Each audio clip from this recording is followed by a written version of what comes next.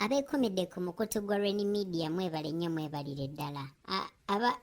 Aba subscribinze, thank you so much. Nze ng'omuntu ali nze ng'omuntu ali nze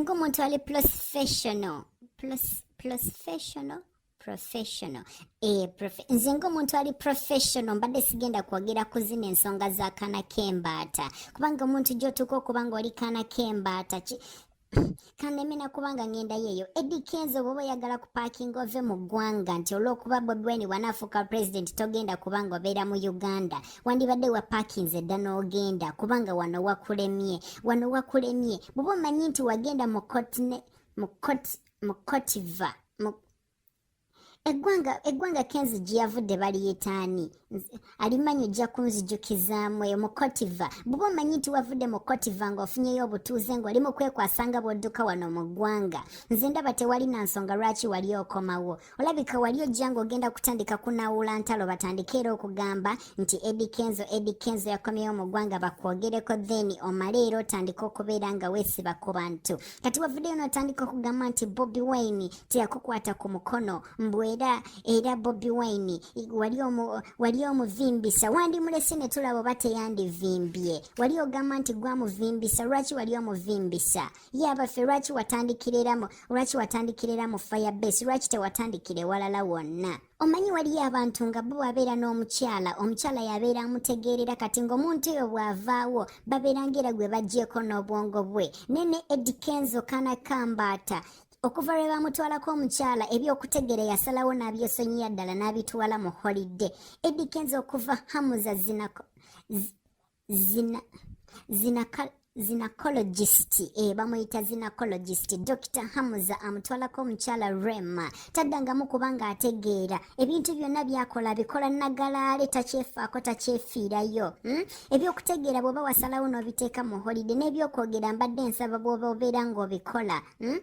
Okuva Rema we baamutwala Eddie Kenzo ebyokutegeera ye yabyesonyiira ddala. Kati wuuyo otandise kugenda ng'obambira bantu.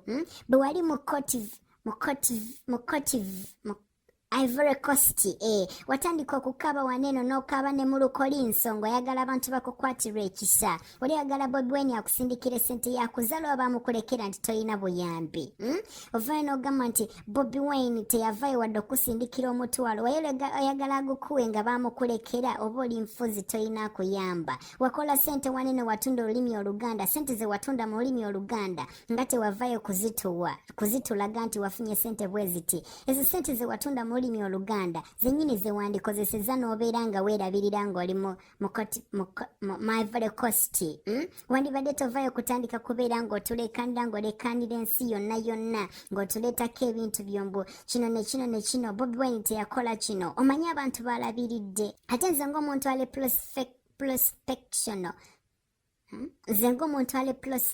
professional mbadde ebyo sirina na kubyogerako, naye olw'okuba nti omulimu gwange guneetaagisa okuba nga mbyogera, yensonga lwaki nze nga Mama Joan Ezirobwe ku faamu y'amajanja nvuddeyo mbere nga njogera ku nsonga zino.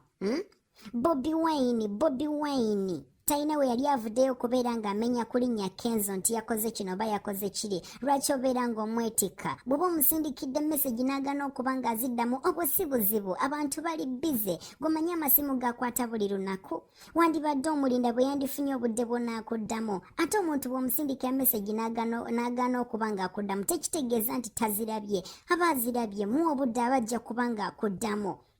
Kati bwe nayogera ku bintu by'ebiguuna ng'era mugamba nti era Mama Joan atandise, naye nze sijja kubyogerako kubanga ebyo tebinkwatako, yamanyi n'ebizibu bye Eddie Kenzo kaana kambaata. Bw'oba ng'oyogera ebintu ng'ogenda kwogera ku bintu ebimu osooka nga ne weesengejja. Eddie Kenzo eno gye walinnye y'amagye ogenda kugisaabala, ogenda kulaba weekutuusa. Nze mmanyi kino ekintu Kenzo yakitandise naye kennyini ng'omuntu tamanyi, ne kati kimufuukidde ttabbo, awulira ayagala kukinaaba mu maaso naye takyasobola. Eddie Kenzo olina okuvaayo ne weetondera eggwanga bw'oba oyagala emirembe wano mu ggwanga. Abantu bonna banyiivu. Ate olina n'okuvaayo ne weetondera Dr. Hamuza okuzaala mu mukyala we. Ate gwe ssebo naawe envaako. nti olw'okuba nti nkoledde wakati nno ngoba olw'okuba mwogeddeko ngoba ssebo ngoba n'omuzindalo gonzigyeko ate nze ndi sipolingi aspirini nze seetonda ndi anaspolosgetic nze ndi anaspolosgetic seetonda njogera kyenyina ku mutima ate nkyogera na mutima Eddie Kenzo ne bwona nnoonya tojja kundaba wano ku faamu y'amajjanja ezirobwe tulina security ne bwona jango nnoonya tolina kyojja kunkola nkyogera seekweka nze abyogedde yenze mama Joan wano ezirobwe ku faamu y'amajjanja ayagala nkoppe ennamba thank you